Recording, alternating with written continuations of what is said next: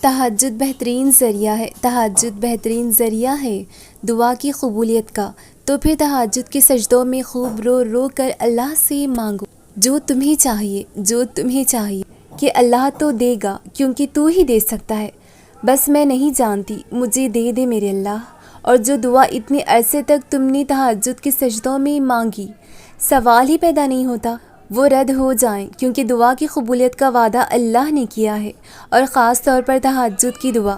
اور دعا سے زیادہ ضروری اللہ پر مکمل توکل اور یقین ہے کہ اللہ جو میں مانگ رہی ہوں، جانتی ہوں بالکل ناممکن ہے، لا حاصل ہے، لیکن مجھے آپ پر پورا یقین ہے، پورا بھروسہ ہے کہ وہ چیز آپ مجھے ضرور عطا کریں گے جس کے لیے میں تڑپ رہی ہوں۔ جو چیز تم تہجد کے سجدوں میں مانگتے ہو، اگر وہ تمہارے لیے بہتر نہ ہوتی تو اللہ تعالیٰ کبھی بھی وہ تمہیں مانگنے کی توفیق ہی نہیں دیتا۔ بے شک اللہ تعالیٰ انہی دعاؤں کو تہجد تک لاتا ہے جو اس نے قبول کرنے کے لیے چنی ہوتی ہیں۔ اگر وہ چیز اللہ تعالیٰ کو تمہیں نہ دینا ہوتا تو وہ کب کا اس چیز سے تمہارے دل موڑ چکا ہوتا۔ دل نہیں بدل رہا تو سمجھ جاؤ جلد مقرر وقت پر اللہ تمہیں وہ شے عطا فرما دے گا جس کے لیے تم اس کے سامنے خوب روتے ہو، تڑپتے ہو۔ ہو سکتا ہے کہ نصیب کے پنے پر درج ہو یہی کہ اس صبر کے بدلے من پسند شے سے تمہیں نواز دیا جائے۔ اور کیا تمہیں اللہ کا وعدہ یاد نہیں؟ ہو سکتا ہے آخر میں اللہ نے تمہیں وہی عطا کرنا ہو جو تم نے مانگا تھا۔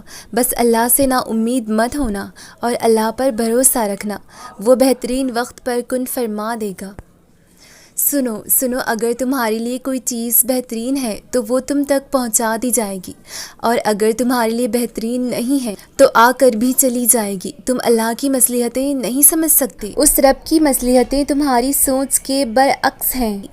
اسی لیے اگر تم سے کوئی چیز لے لی گئی ہے تو یہ بھی یقین رکھو کہ وہ اس سے بہترین تمہیں عطا کرے گا۔ تم بس ہر حال میں اس کا شکر ادا کیا کرو اور اپنے نصیب کی بہتری مانگا کرو اللہ سے، کیونکہ بے شک وہی بہترین جاننے والا ہے۔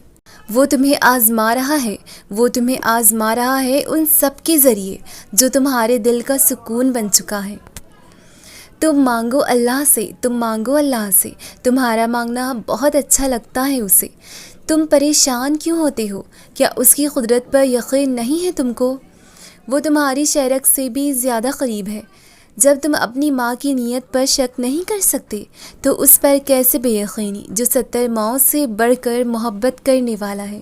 بہت جلد اللہ تمہیں ان دعاؤں کی قبولیت دکھائے گا جس کو تم نے کبھی بہت تڑپ سے مانگا تھا، اور تم کہو گے یا اللہ یہ تو وہی دعا تھی جو میں نے بہت پہلے مانگی تھی اور سوچا تھا شاید یہ دعا اب کبھی قبول نہیں ہوگی۔ اور پھر اللہ فرمائے گا، میں نے کہا تھا نا میرے بندے، میں ہر دعا سنتا ہوں، اسے سنبھال کر رکھ لیتا ہوں اور پھر بہترین وقت پر قبول بھی کرتا ہوں جہاں سے تمہیں گمان بھی نہیں ہوتا۔ جب قبولیت کے اختیار اللہ کے ہیں، پھر فرش والے رکاوٹ کیسے بن سکتے ہیں؟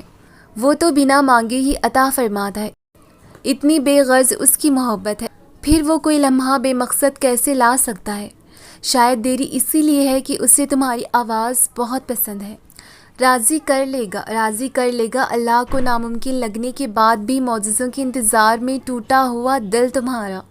پھر وہ تمہیں تمہاری من پسند چیز تم تک لائے گا مقرر وقت پر، اور تم حیران ہو جاؤ گے۔